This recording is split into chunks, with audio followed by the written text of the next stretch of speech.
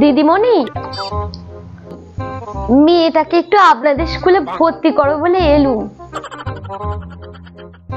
আসুন আসুন, বসুন বসুন।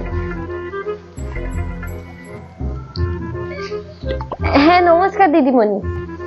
হ্যাঁ বলুন। আচ্ছা, ক্লাস 5-এ ভর্তি হবে তো? হ্যাঁ হ্যাঁ দিদিমণি, ক্লাস 5-এ ভর্তি করাবো। দাঁড়াও।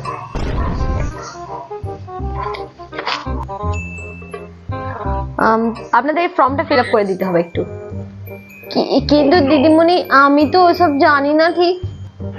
কোনো অসুবিধা নেই, আমি তো আছি। তোমার নাম বলো। আমি বলবো? আমার নাম চারুলতা মন্ডল।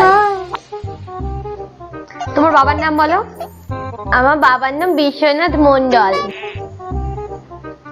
আচ্ছা, এবার আপনাকে এখানে একটা টিপছাপ দিয়ে দিতে হবে। ওকে? হ্যাঁ হ্যাঁ দিদিমণি। হ্যাঁ ম্যাডাম, জি।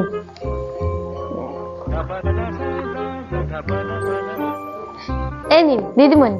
হ্যাঁ ব্যাস, এই যে হয়ে গেল। তুমি স্কুলে ভর্তি হয়ে গেছো। ইয়ে, কি মজা, স্কুলে ভর্তি হয়ে গেছি। গত মাসের ঠিক সোমবার থেকে তুমি স্কুলে চলে আসবে, কেমন? হ্যাঁ ম্যাডাম। দিদি বলছি, স্কুলের মাইনেটা কত? ভর্তির ওই তো 500 টাকা। ওহো দিদিমণি, হ্যাঁ হ্যাঁ বলুন বলুন। আমি 200টা টাকা এখন দিচ্ছি, পরে বাদ বাকি টাকা দিলে হবে? না না, অসুবিধা নেই, আপনি আস্তে আস্তে সব ক্লিয়ার করে দেবেন, কেমন? আসলে দিদিমণি, ওর বাবা তো এখন ঠিক মতো কাজ ফাজ করছে না, পায়ে ব্যথা হয়েছে দিদিমণি, ঘরে শুয়ে আছে। বুঝতেই পারছি, কি বলবো বলুন তো। আর হ্যাঁ, এখন কিন্তু সরকার থেকে নিয়ম করে দিয়েছে, আপনাদের টিফিনের ব্যবস্থা করতে হবে না, স্কুল থেকেই ওদের মিড ডে মিল দেওয়া হবে, কেমন? সত্যি? হ্যাঁ, খাওয়া দাওয়াও দেবে স্কুল থেকে।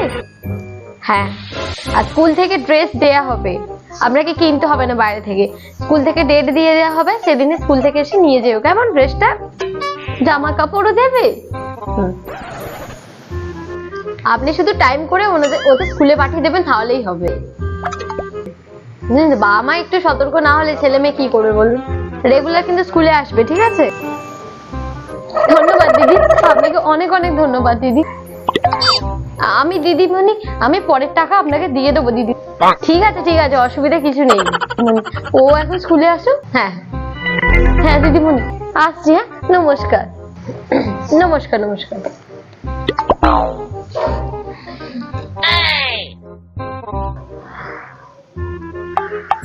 দেখুন, আপনাদের স্কুল তো আমাদের এরিয়ার মধ্যে famous.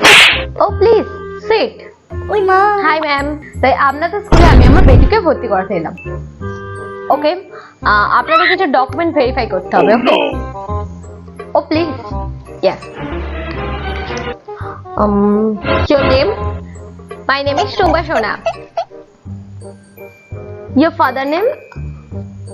My father name is Babu Shona. Okay. Your height? 4 inch.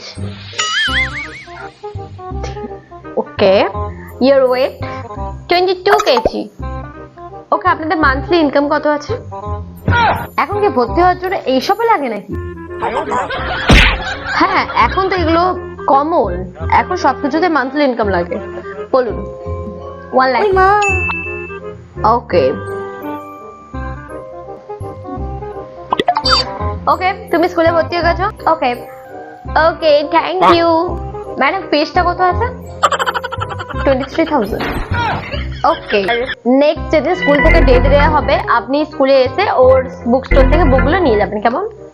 কেন ম্যাডাম, বইগুলো যদি আমরা বাইরের স্টোর থেকে কিনি কোনো অসুবিধা হবে কি? না না, বাইরে থেকে কিনলে হবে কি করে? বাইরে থেকে কিনলে তো আমাদের স্কুলের নেম প্লেটটা থাকবে না ওখানে, ওটা হবে না। ড্রেসগুলো ওকে স্কুল থেকে নিতে হবে নাকি?